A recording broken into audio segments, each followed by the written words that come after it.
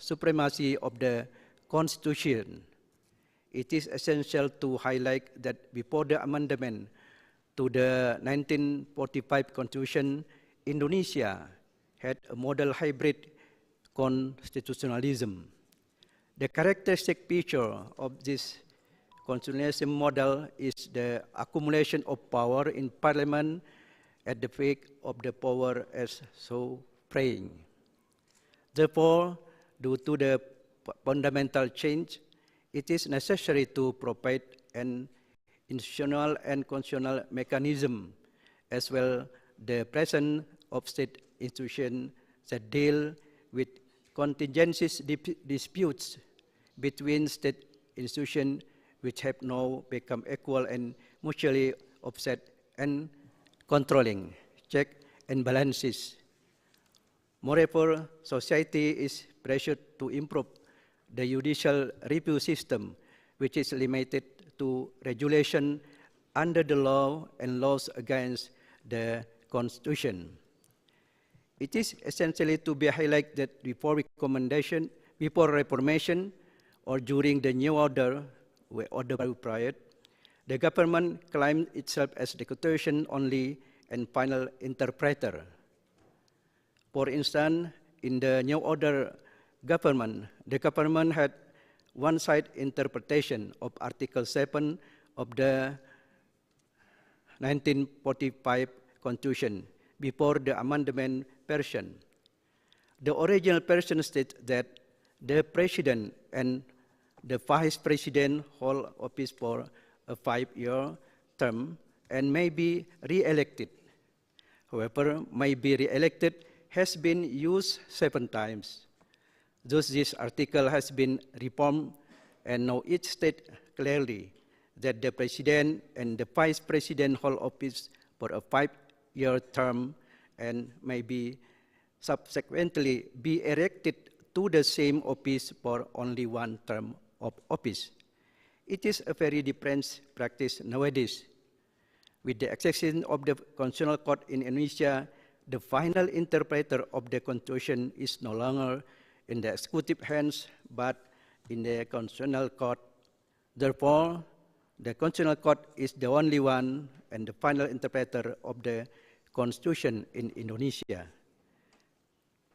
Also, in the 1945 Constitution, it is clear that the 1945 Constitution respects, protects, and recognizes the Indonesian people's rights, including human and constitutional rights. In pursuing their progressive movement toward establishing a legal and democratic state and implementing the mandate of the 1945 Constitution in regard to interpreting and guarding the 1945 Constitution. So its decision, the court has recognized some of the rights and as constitutional rights. For instance, the water right is not stipulated explicitly as a part of the human right in 1945 Constitution because the 19th Constitution merely stipulates that the land and waters and the natural wealth contained in it shall be controlled by the state and utilized for the optimal welfare of the people. Other examples of taken progressive movement of the court are that the court has recognized 2 other rights as constitutional rights, namely the right to legal aid, the right to vote, and the right to be the candidate. Regarding the right to legal aid, the court submitted through case number 006/2004 that the right to legal aid is part of human rights, which shall be considered any recognized as the people's constitutional rights. However, the Constitution does not explicitly stipulate it.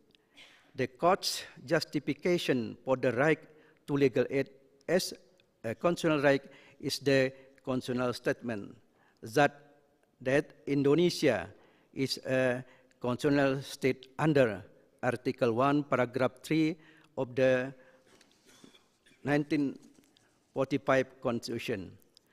Another is that regard to the right to vote and the right to be a candidate. In case number 11 to 17, 2003, the court submits that the constitutional right to vote and to be a candidate are protected by the Constitution, the laws, and the international convention. Thus, any limitation of defiance, nullification, and abolition of these rights is a breach of the citizen human right. The right to vote and to be candidate is not explicitly stipulated under the 1945 Constitution, but the court affirms these rights as a part of constitutional and human rights. To sum up, for nearly 20 years, the Constitutional Court of the Republic of Indonesia has worked hard to ensure that the mandate of the 1945 Constitution to guard the 19th Constitution protect its people's rights. By interpreting the 1945 Constitution, the court plays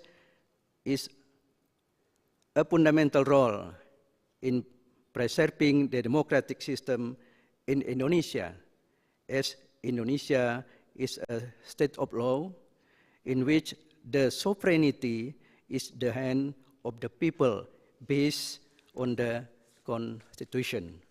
Also, in the future, the Constitutional Court expects that the court can continue to be part of the law system, which preserves democratic values and protects its people's rights as its mandate in the 1945 Constitution.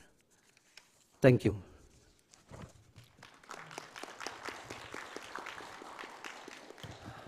Чоң рахмат. Абдан кызыктуу баяндамаңызга. Кийинки сөз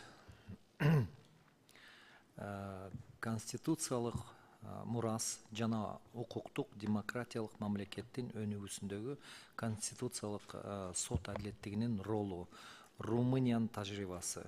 Сөз Румыниянын конституциялык сотунун судьясы Георгия Стан мырзага берилет.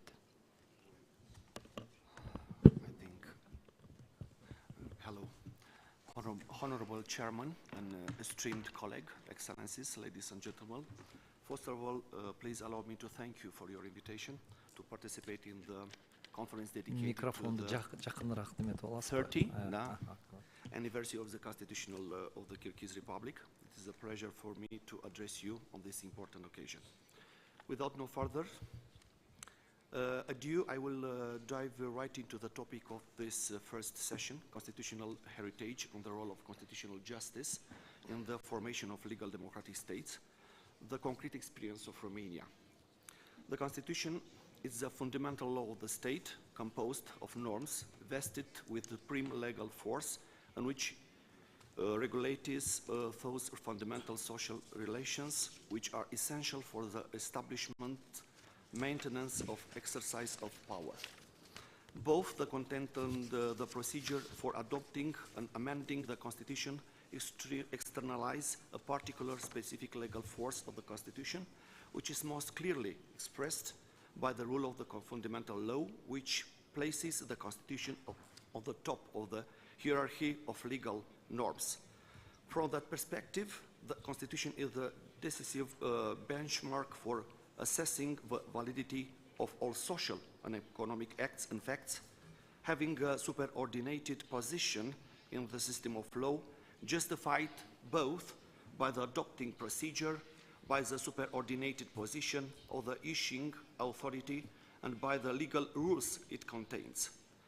Thus, according to its content, it is necessary that the supreme law be adopted or amended by a state body specially established for that purpose by a specified majority which confers a certain stability on the Constitution.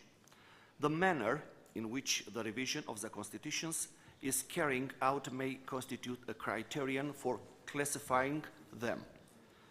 Thus, if the amendment of the Constitution is made according to the same procedure, as in case of ordinary laws, we are in the presence of the flexible Constitution, and if it is done by rules other than the usual ones, we are faced with a rigid Constitution. In Romania, one method used to achieve this goal was to establish an extremely cumbersome amendment procedure. The Romanian Constitution, adopted in 1991, was revised in 2003 with full respect for the relatively difficult procedure established for this purpose.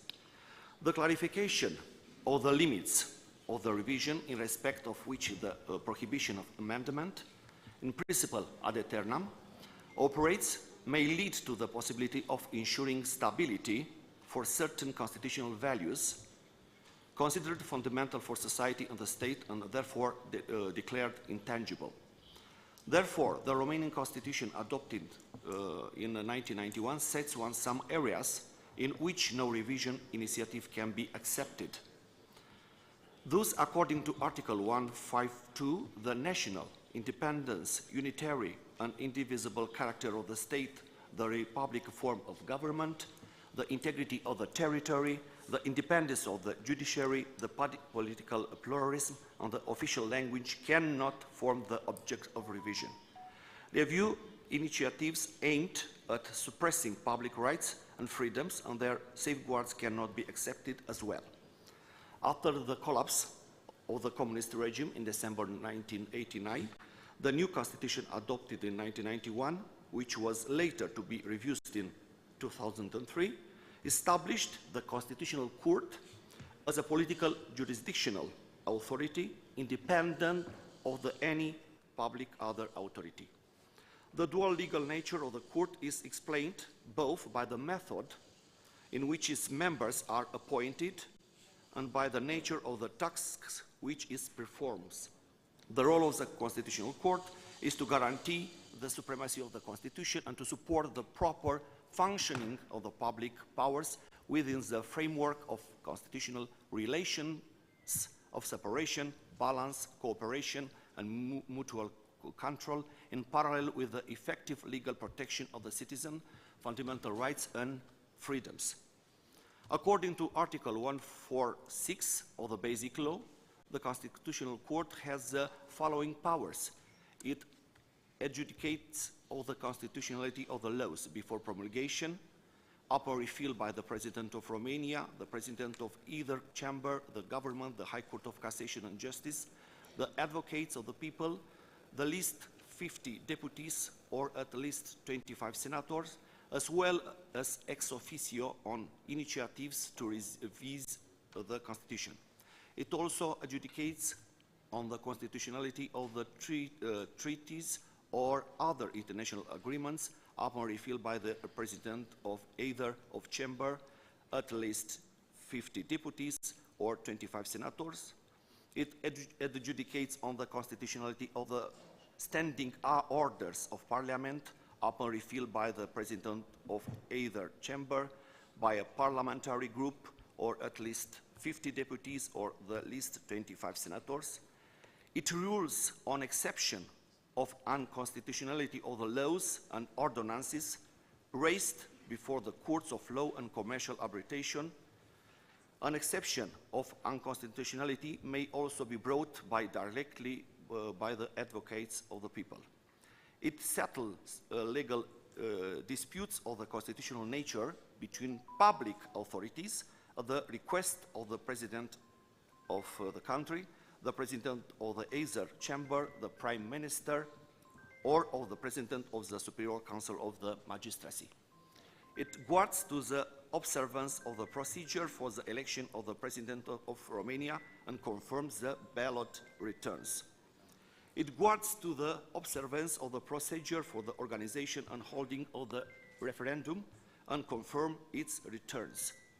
It checks compliance with the condition for the exercise of the legislative initiative by citizens. It rules upon the challenges of unconstitutionality of a political party and also fulfills other prerogatives stipulated by the organic law of the court. The process of strengthening the status and role of the Constitutional Court was continued through infra-constitutional regulations.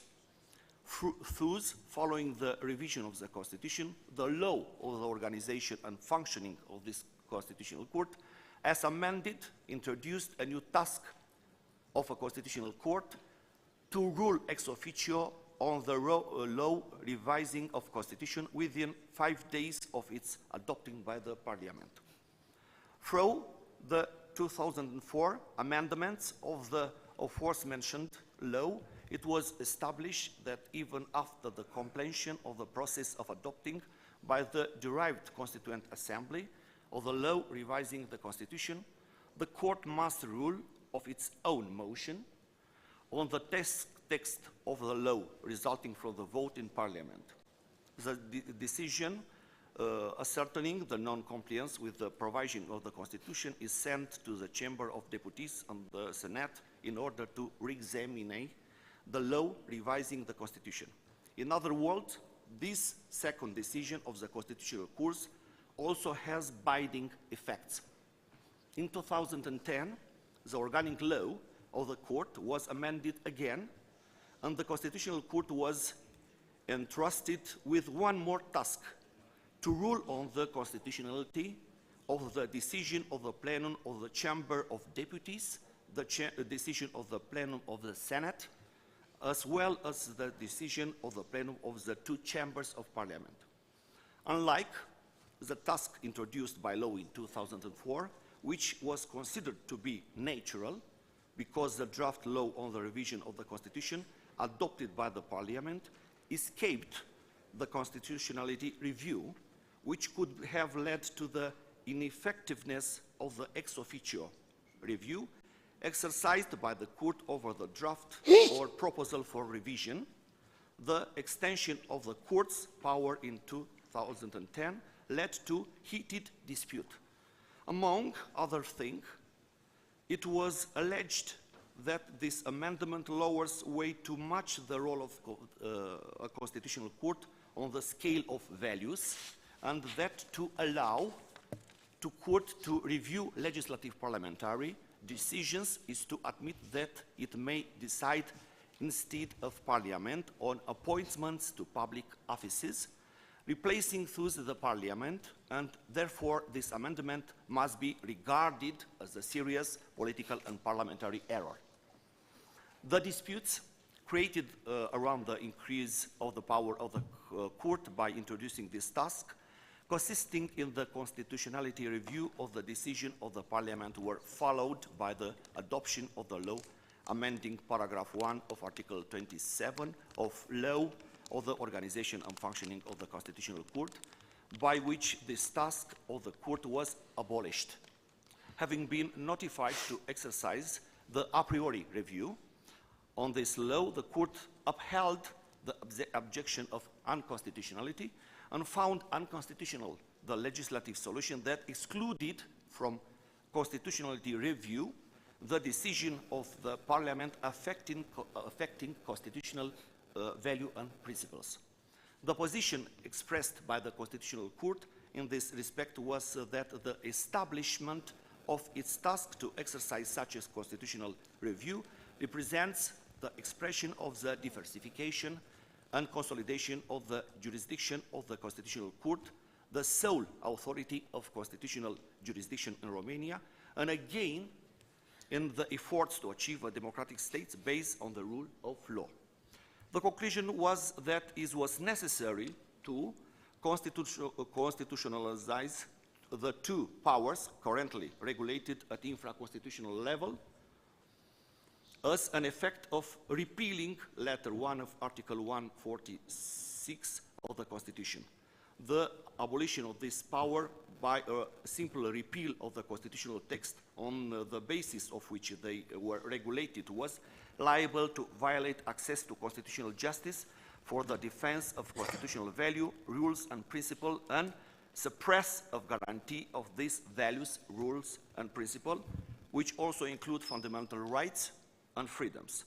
For this reason, by unanimity of votes, the court found that the repeal of letter 1 of Article 146 of the Constitution was unconstitutional, as it violated the limits of the revision provided by Article 152 of the Constitution, insofar as it was not accompanied by the corresponding constitutionalization of the powers of the Constitutional Court to review the law of the revision of the Constitution adopted by the Parliament, as well as to review of the decision of the plenum of the Chamber of Deputies, the decision of the plenum of the Senate, and the decision of the plenum of the two chambers of Parliament that affected constitutional value, rules, and principle, or as the case may be, the organization and functioning of constitutional authorities and institutions. As regards the effect of the decision of the Constitutional Court, these are regulated under Article 147 of the Constitution, under which the decision of the Constitutional Court shall be published in the Official Gazette of Romania. From the date of publication, decisions shall be generally binding, effective only for the future. It has been established in the case law of the court that this general binding nature covers not only the operative part of the decisions of the Constitutional Court, but also the considerations on which it is based, both of which apply with the same force on all subjects of law. Consequently, both the Parliament and the government, respectively the public authority and institution, are to fully respect both the recitals and the operative part of the court's decision. Please allow me to end my intervention, and thank you for your attention. Чоң рахмат, Стан мырза.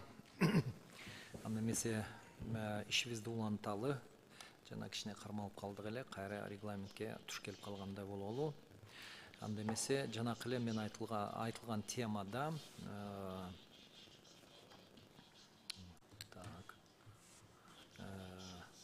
Болгария Республикасынын тажрыйбасы тууралуу Болгариянын Конституциялык сотунун башкы катчысы Валентин Георгиев мырзага берилет сөз.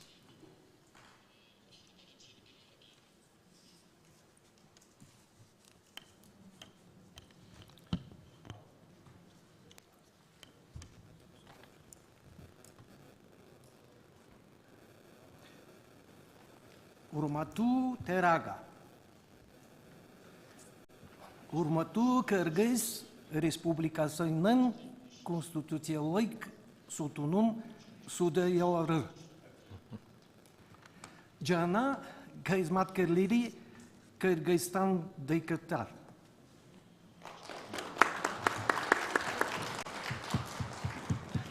Сиздерди Конституционный 30 жылдык мааракеси менен куттуктайм. Thank you.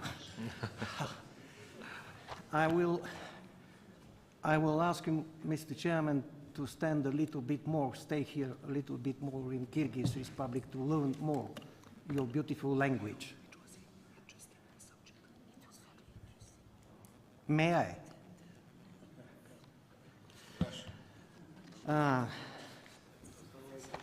Now, before I make my presentation, some personal notes. A note on the weather. Before coming here, we all receive some sort of a list where we have to bring warm coats, shoes, and raincoats. It shouldn't be the case. It should be only in this instruction list, bring swimming shorts and t-shirts. Enough. But it's because the weather is fine, and it seems because, Mr. Chairman, you can talk with the one above, with the Almighty. And as Deputy Mr. Aliyev said about the holy books, then your communication with the one above is very productive. You could keep the good weather for future. Туптур айтасыз. Тагы ошондой болгон. Rahmat.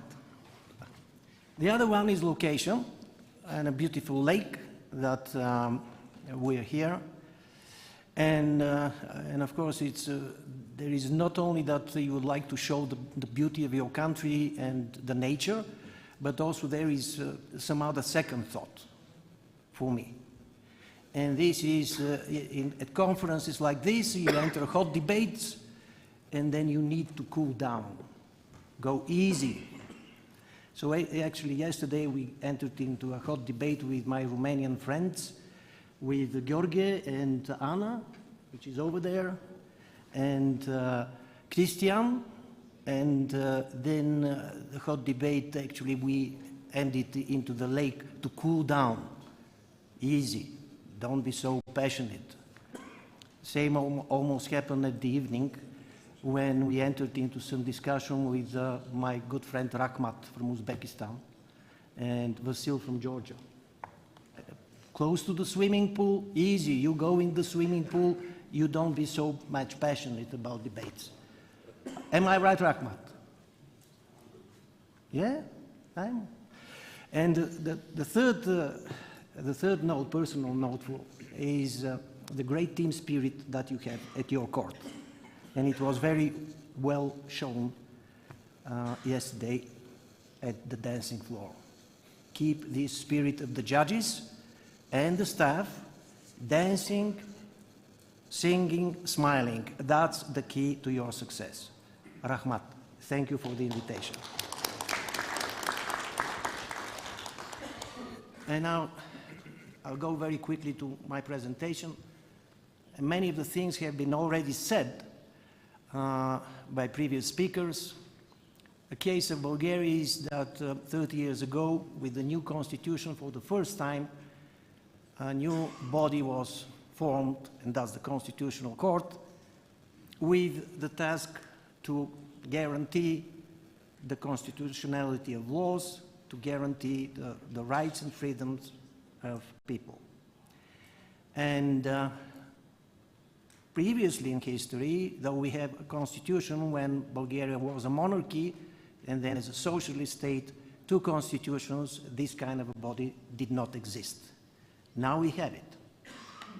And only two issues that I would like to outline in my presentation is the one about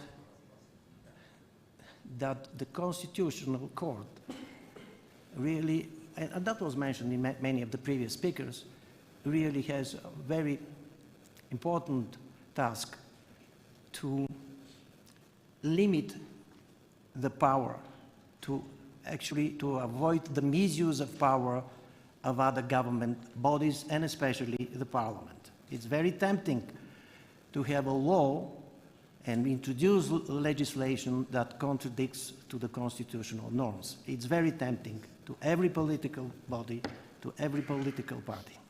So the Constitution plays this kind of a role to guarantee and stop this kind of a misuse of power. And in front of our Constitutional Court, there was a case, and it was debated whether a parliament adopting a law amending the Constitution can be subject to constitutional review. And the answer is yes. The only thing that the Constitutional Court cannot do is when the Grand National Assembly, with its power to make a new constitution or issues about territory of the state or about changing in the government structure, that's in the powers of the Grand National Assembly. In the other cases, Parliament can introduce a law changing the Constitution, and the Constitutional Court can review this law. That's the first one, misuse of powers, eventual misuse of powers of government and Parliament. And the second role is about the interpretation. And And again, I'm repeating myself. I'm very thankful to all speakers before me because they had a very, very detailed explanation of the role of a constitutional court in the interpretation. The interpretation is nothing but to remove the uncertainty that different legislation can create. This is a big role of the Constitutional Court, and also that it can interpret the Constitution in the so-called evolutionary way, in a way that, as we see that the Constitution is a living document, then it can be applied to the times when it is in action, and also have in mind the different social and political changes in society. And I'm stopping here with my final words that I'm here to learn from all of you your practice about something else that we don't have as a power in the Constitutional Court of Bulgaria. And this is the individual constitutional complaint. For the time being, this access to justice to the citizens is made via the Ombudsman, Madam Ombudsman, and via the Supreme Bar. But it's not enough. If you have this direct access to the Constitutional Court, is much better for the citizens, and it is a really democratic way to go further. There are different ways to have this kind of an access of citizens. And I'm how should I say, I'm really very much interested to know the different practices in different courts. Something that at this moment is a hot debate in the Parliament because the Parliament is committed to introduce in the Constitution the individual constitutional complaint. We go ahead, but we go ahead by learning from all of you. Thank you very much. Rahmat.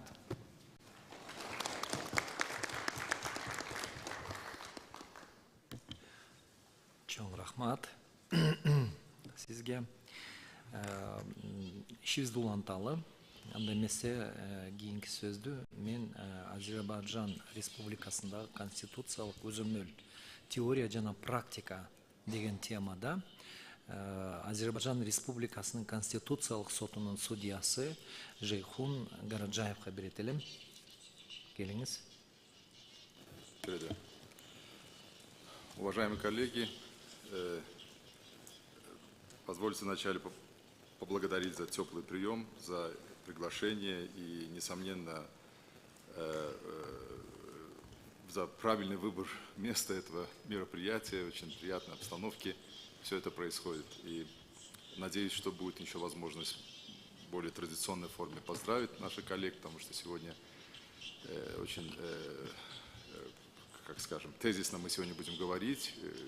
Мой коллега господин Георгиев с Болгарии затронул буквально все аспекты вопроса, которые, в общем-то, для конституционных судов важные. Я тоже попробую, наверное, точно так же затронуть нашу историю конституционного развития в Азербайджане, в том числе те сложности, я не знаю, их нельзя назвать сложностями, но эти вопросы, которые очень традиционны, мы встречаем в контексте, в общем-то, в процессе своей работы. Конституционный суд, или конституционные суды, лучше так сказать, конституционные суды предназначены защищать две основные ценности. Это Конституция и верховенство, скажем, права в контексте защиты прав человека. Потому что верховенство права, верховенство Конституции, верховенство права, верховенство вообще прав человека – это достаточно общее понятие, но для нас, юристов, понятно, что это не совсем общее понятие, потому что порой мы сталкиваемся с таким вопросом, где баланс между Конституцией и правами человека. Но, в общем-то, в секулярном обществе права человека – это самая важная ценность в конституционном праве. Это самая важная ценность. И тут баланса не может быть никакого. Но хотя иногда мы говорим, что вот приоритет государственных национальных интересов должен существовать.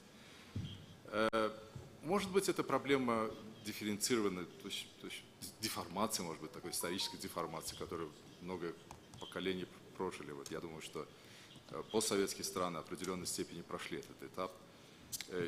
Я, может быть, даже тюркские страны возьму, что изначально это были ценности халифата, которые говорили о том, что как право должно работать. Потом долгий промежуток времени религия управляла миром, ценности религиозные были. Для постсоветских стран это было долгое время в составе одной единой такой большой страны империи. Потом советское общество как-то, в общем-то, сильно, я бы сказал, исказило само понятие права, такое ее ценностное явление, поэтому люди начали отторгаться от права, такой нигилизм начался появляться. Вот, мне кажется, современные конституционные суды пытаются этот процесс вернуть.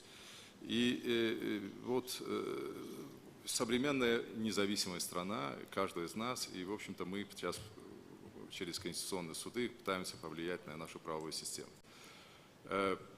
Азербайджан прошел, так скажем, формирование вот этих секулярных конституционных ценностей, несколько этапов, может быть, так скажем. Потому что первая попытка была, значит, в начале 20 века, буквально 23 месяца просуществовала независимая страна, и в этот период, конечно, несколько актов было, особенно принцип разделения властей, был отдельный закон принят.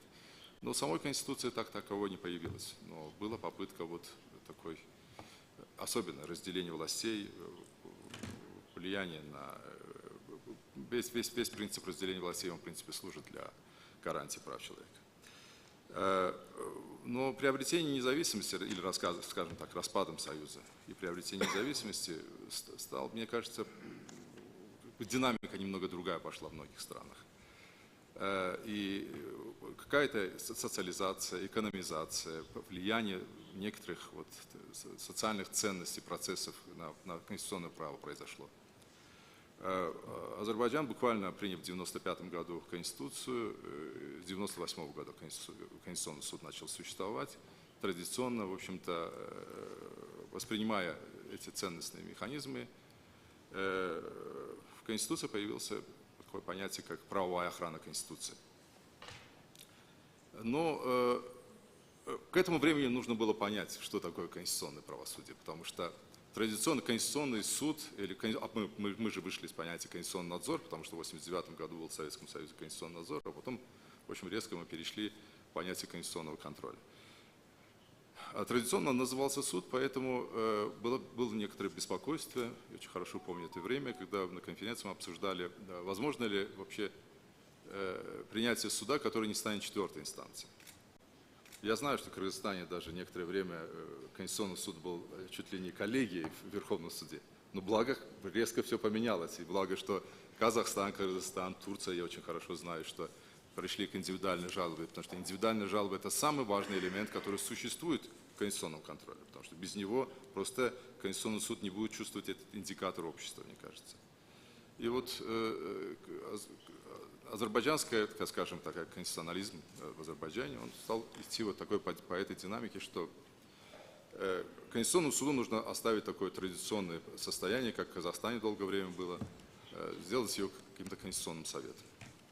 Но буквально через 2 года, через несколько лет конституционной реформы и было восприятие, что обязательно нужно индивидуальную жалобу вернуть. В 2002 году первой конституционной реформы некоторые процессуально-процедуральные механизмы Конституции были изменены, но в том числе была индивидуальная жалоба в Конституционный суд, омбудсман стал иметь право обращаться в Конституционный суд.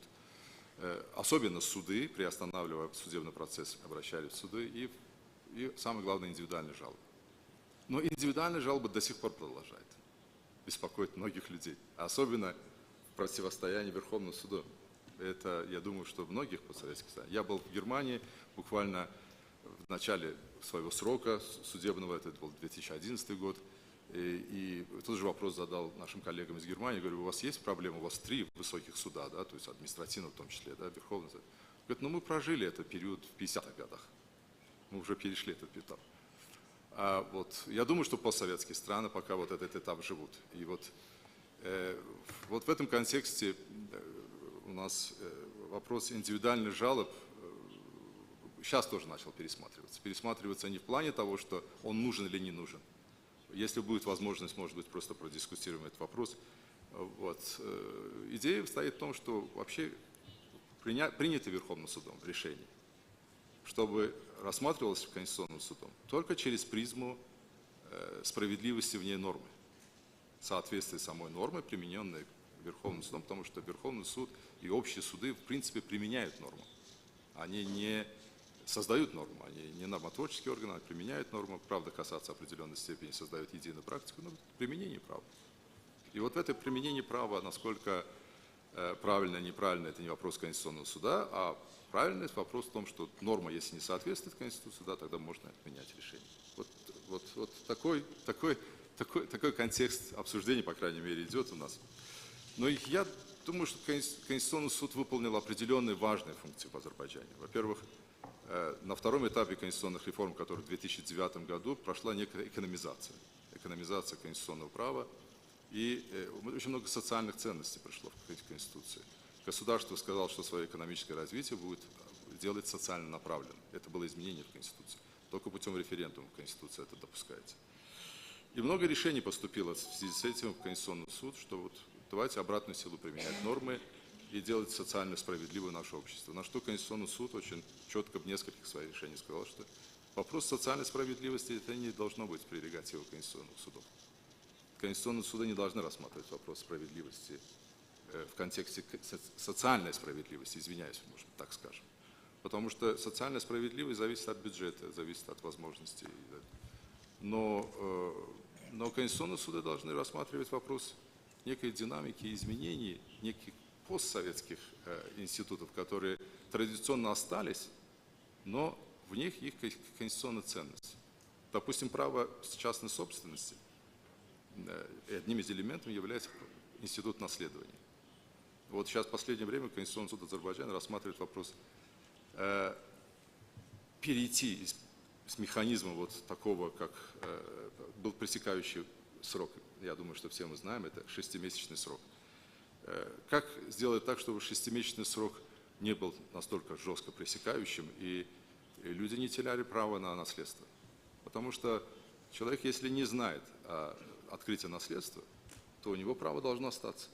У нас всегда было очень формальное отношение к этому. Потому что была советская собственность, она была не частной собственности, и обязательно в праве ставилось такое требование, что обязательно пусть эту собственность кто-то управлял. И через 6 месяцев приступаешь к праву собственности, управляющий им, пожалуйста. Если нет, то, в общем-то, поезд ушел, ты это право теряешь. Вот Конституционный суд буквально месяца 2-3 назад сказал, что, знаете, мы в общем-то, уже уходим из этого механизма. Нужно менять. Пресекающий срок не должен быть, но должен быть некий механизм. Человек, зная это право, он должен вступить в свое наследство, но если он не знает, это право за ним остается. То есть по умолчанию человек оставляет за ним право. Конечно, это вопросы изменения тех ценностей, которые, в общем-то, у нас были, или институтов были, которые мы переходим более традиционную их форму, да, которые, в общем-то, некоторое время искажение было в них. Но появились новые важные институты, которые буквально, я знаю, что время, я постараюсь быстро. Но появились новые институты, которые, я думаю, что для нас всех это волнует. Вот, допустим, судебный контроль, который, в принципе, во всех постсоветских странах очень формально, я думаю, что проходит. Конституционный суд в 2017 году обратился к этому вопросу, потому что один из судов, буквально, я отмечал, что у нас суды имеют право обращения в Конституционный суд. Он обратился и сказал, что, вы знаете, к нам оперативно-розыскное мероприятие проводится, к нам просто формально приходит протокол о том, что провели это мероприятие безотлагательно, и мы очень формально подписываемся. Это должно быть так или вообще как должен институт работать? Потому что судебный контроль в контексте прокурорского надзора, да, советского прокурорского надзора, он принципиально другой. Если прокурорский надзор контролирует законность, и это очень важная гарантия, скажем, для прав человека в том числе, то судебный контроль, как гарантия прав человека, непосредственно направлен на этот процесс. И вот в решении Конституционного суда мы постарались сказать, что суды не должны к этому формально относиться. Во-первых, они, если это безотлагательно проводится, они должны требовать от оперативно-розыскных субъектов обосновывать причины безотлагательности. И если в этом случае нету, то, естественно, суды пассивный орган, они могут только лишь этот протокол отложить и не взять за доказательство в деле. Это единственная возможность. Но этот процесс должен быть, чтобы этот судебный контроль начал эффективно работать. И я еще один вопрос, который господин Георгиев отметил, я хотел бы этот момент, потому что одним важным функцией Конституционного суда это установление пределов власти, пределов ограничений власти, потому что без этого Конституционные суды они не будут эффективны. Верховный суд имеет право у нас в Гражданском процессуальном кодексе указывать апелляции, что нужно делать. И апелляционные суды, в общем, оказались в такой ситуации, что они обратились, что вообще это что включает в себя это указание. Я думаю, что во всех гражданских кодексах есть. И вот Конституционный суд сказал, что кассационное производство не должно вмешиваться в оценку справедливости. Оно может быть только указывать в контексте, как правильно ли норма применена или какую норму можно применить. Но оценочность – это независимость судов. Это обязательный институт, который, я думаю, что конституционные суды должны защищать, и конституционные суды должны, значит, ставить этот предел. Ну, я не знаю, очень много хотелось сказать, я просто резюмирую всего, что хотел по завершении сказать. Я столкнулся с этим интересным блогом, австралийский блог конституционалистов, вы знаете, что после пандемии все перешли в онлайн, очень хорошая платформа есть, интересные идеи есть там везде, в общем-то мы. Но вот как-то у нас в постсоветских странах, или я не знаю, вот в этих аудиториях, которые молодой демократии, или как их назвать можно, у нас, в принципе, тенденции идут одинаковые, и реформы идут одинаковые какие-то. Ну, было бы очень интересно иметь наряду вот то, что Венецианская комиссия нам организовывает, несомненно, очень хорошая платформа, да, но вот создать какой-то, может быть, общий блок или общую систему, где мы можем создавать вот такое понятие, как Constitutional Landmark Judgment, это так называемый глобальный judgment, такой, который, может быть, нам позволит правильно воспринимать критерии оценки, потому что я, может быть, возвращусь к началу своего разговора. В религии очень хорошо показывали, что такое ценность. Ну, по крайней мере, интерпретация была разная. В секулярных обществах интерпретация критериев идет через призму правильности, объективных оценок, логических оценок. Вот поэтому я думаю, что опыт судов – это очень полезно друг другу. Спасибо за ваше внимание.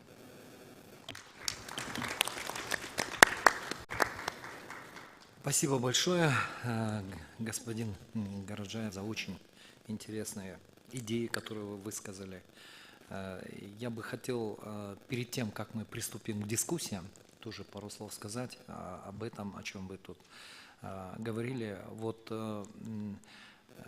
на самом деле, особенно для государств, так называемых с молодой демократии, очень важно как бы приобрести очень такие эффективные инструменты для того, чтобы продвигать конституционные ценности. Я вот здесь хотел вкратце остановиться, почему для нас это важно. Да? Будучи в составе Советского Союза, если вы помните, и обратить внимание на конституции, которые принимались, в общем-то, как в республиках, так и в Конституции Советского Союза, права и свободы человека были прописаны довольно детально.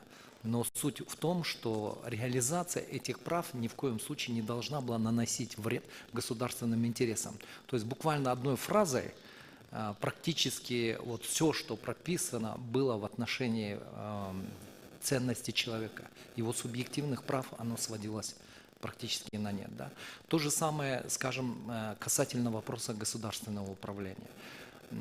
Насколько я помню, по-моему, 5-я статья Конституции, где отводилась руководящая роль коммунистической партии, тем самым вся система государственной власти, как она должна работать, какие выстраиваться у них должны отношения, то есть этому тоже как бы уже сводилось на нет. И вот в связи с приобретением независимости, что же произошло? Да? У нас изменилась иерархия ценностей, да? И на первое место выходит человек, ценность каждой личности. И в то же время продвижение конституционных ценностей невозможно без правильно выстроенной правовой системы. И на сегодняшний день как бы несрабатывание каких-то механизмов подобных, оно именно связано с этой правовой системой, с которой мы должны, в общем-то, влиять на построение, на формирование этой правовой системы, чтобы правильно эти ценности воспринимались и реализовывались, о чем мы говорим.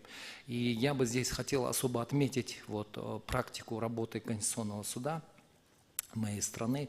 Мы, в общем-то, довольно часто придерживаемся судебного активизма, и мы для себя решили, что мы созданы для того, чтобы решать правовые проблемы, которые мешают для реализации каких-то вот установлений, закрепленных в Конституции. Я это высказался для того, чтобы вот эта наша дискуссия предстоящая стала более такой, я бы сказал, более интересной и более, скажем, наполненной какими-то новыми идеями в этом смысле. Так что по регламенту у нас, пожалуйста, просьба представляться.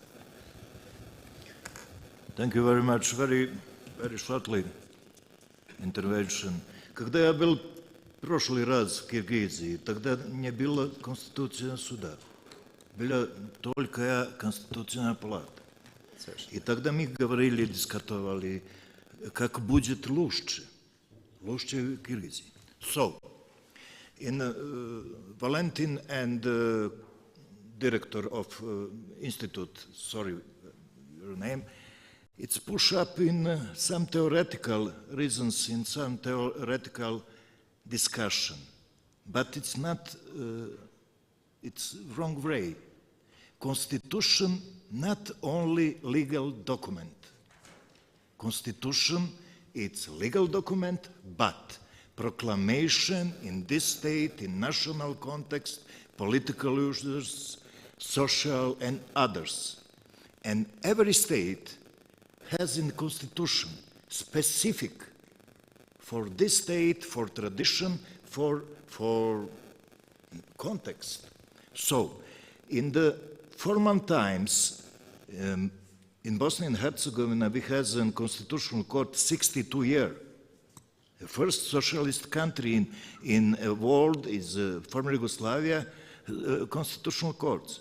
And first decision, constitutional court in former Yugoslavia, Federal Constitutional Court, it's a judgment against secret police for passports for citizens and travelers in the world. It's not only black and white, not only black and white. So, Constitutional Courts has abstract control, of course. This is its formal reason, all constitutional courts. Second is protect human rights.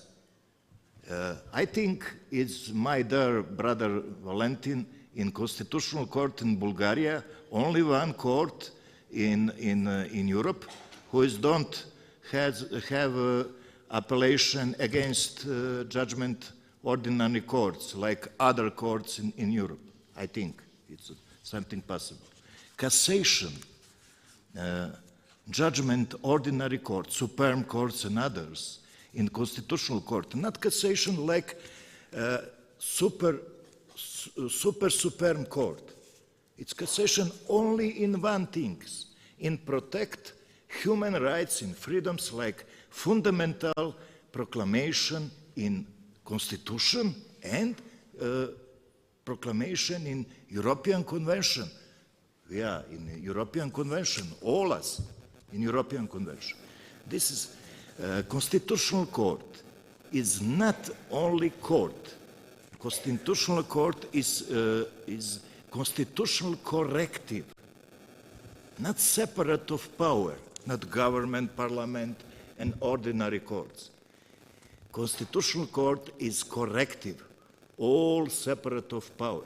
Its specific role, independent role, Constitutional Court in situation interpret constitutional norm, but not only constitutional norm, international norm, international agreement, including European Convention on Protecting Human Rights and other international documents. Thank you, Emil. Рахмат. Ушунчалык керектүү оюңузга. Ким дагы сүйлөйүн деген келиңиз.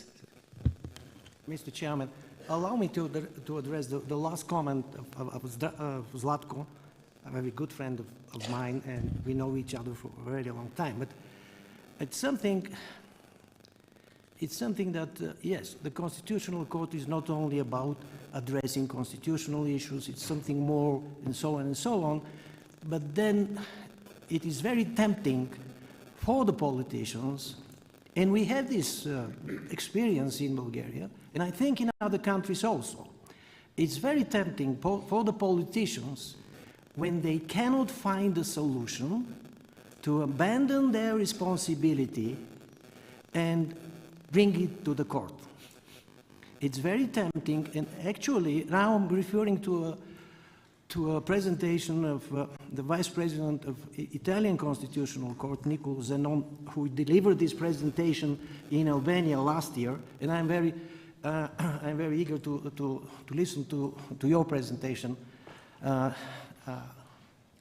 Cesare, because probably this is a case in Italy that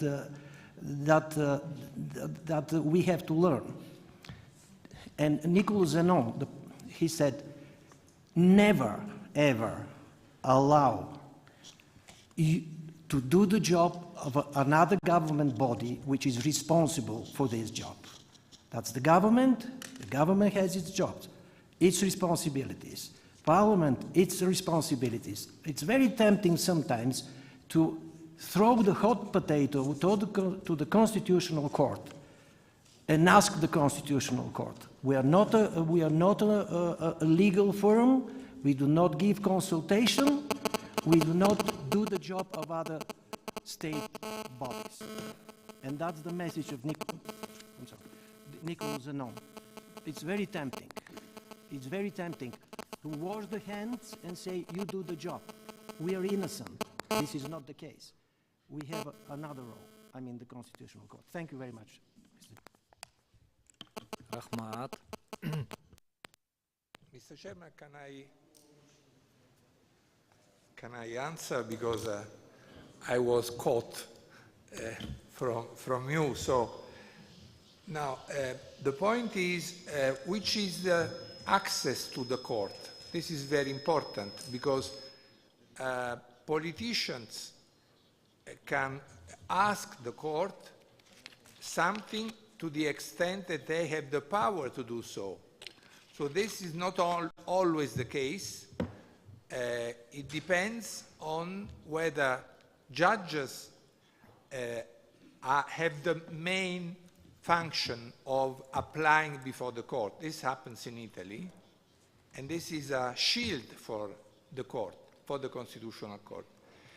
There is a way through which political power can ask the court, but it is not a question, as you said correctly, it is a completely different story to consider the court as a counselor of politicians. This cannot function well, absolutely. And I know that the experience of the past communist countries was in that sense, that the courts, the Constitutional Court, or what was the substitute of the Constitutional Court at that time, had the function of being counselor.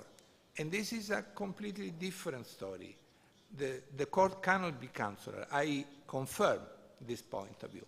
Another way of asking the court, but it is not asking an advice, is something different.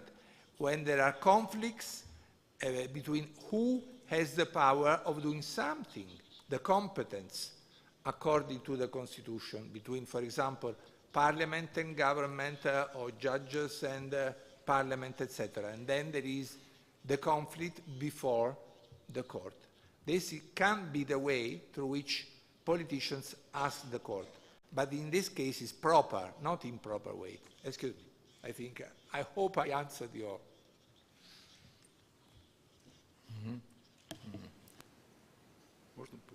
Буквально маленький ремарк, если можно.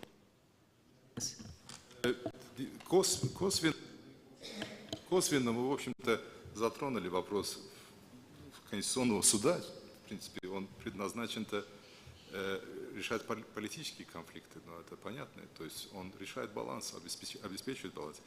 Но вот наш коллега, уважаемый председатель, отметил, что очень осторожно вмешиваются в вопросы правового анализа, правового толкования. То есть, Конституционный суд, допустим, Азербайджан это сделал через призму правовой определенности. Это очень важный принцип конституционный, потому что у конституционных судов есть очень много возможностей, критерий брать конституционных ценностей, конституционных принципов, которые в основе справедливости в законе, справедливости в праве. Понятно, что тут баланс между Верховным судом и Конституционным судом начинается, трения некие, потому что Верховный суд говорит, что я обеспечиваю правосудие, а Конституционный суд говорит, что мне разницы нет, какой обеспечиваю. Но у нас у Конституционных судов есть субсидиарность. Конституционный суд не вмешивается в многие вопросы. Допустим, около 2000 жалоб есть в Конституционный суд в течение года в Азербайджане, но мы рассматриваем буквально 10 или 15 жалоб индивидуальных. Но это дает возможность контролировать институт справедливости в праве, который в какой-то косвенной форме влияет и на политику однозначно. На политику в праве. Да, спасибо. Да, Гим Сюлен деген. Келлингс. Of course, political pressures and just very quickly, my dear colleagues, theoretical, see us all judges or constitutional courts, different state in this table under this insert.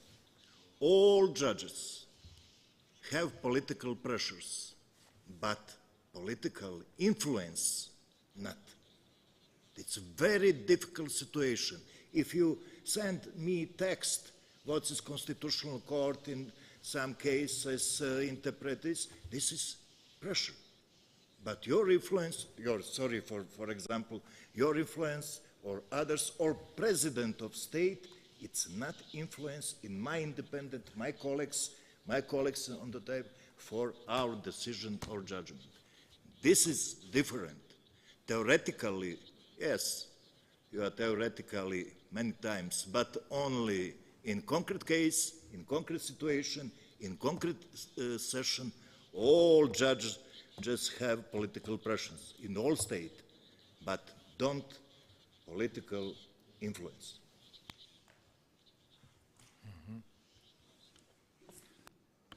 Rahmat. Gillings. Maybe I have one question for our colleague from Azerbaijan.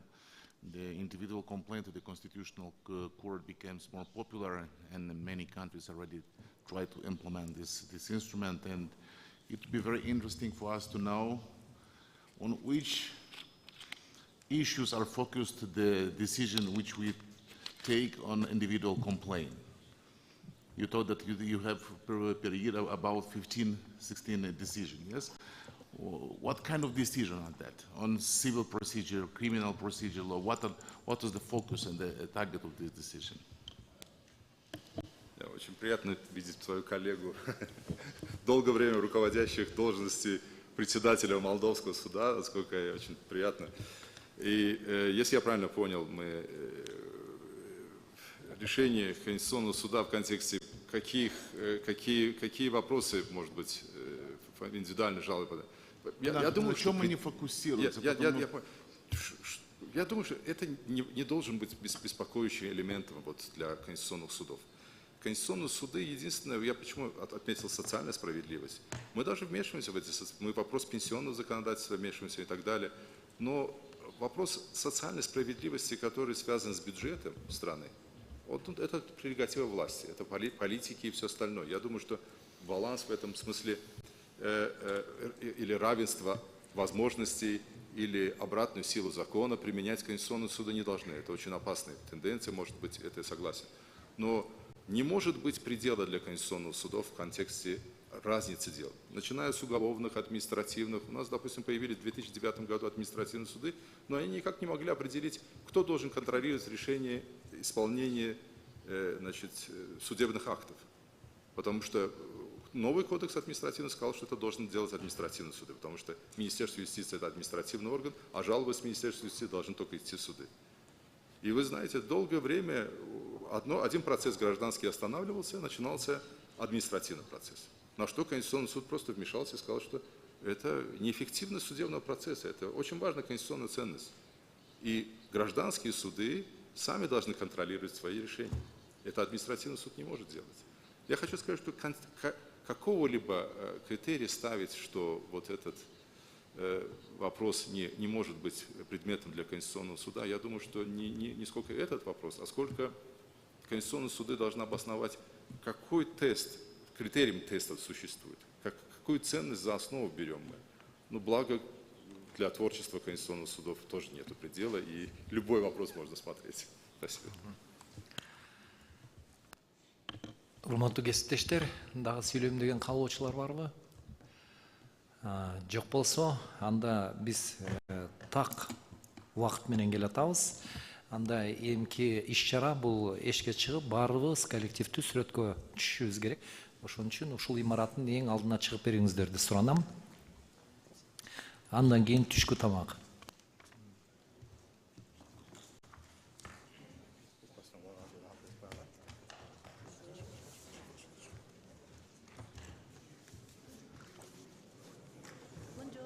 Buongiorno. Come sta? Bene. Benvenuta a Bishkek. Il mio italiano è non bene, però mi piace molto l'italiano lingua. Bene, bene, bene, bene. I'm glad to see you in Bishkek.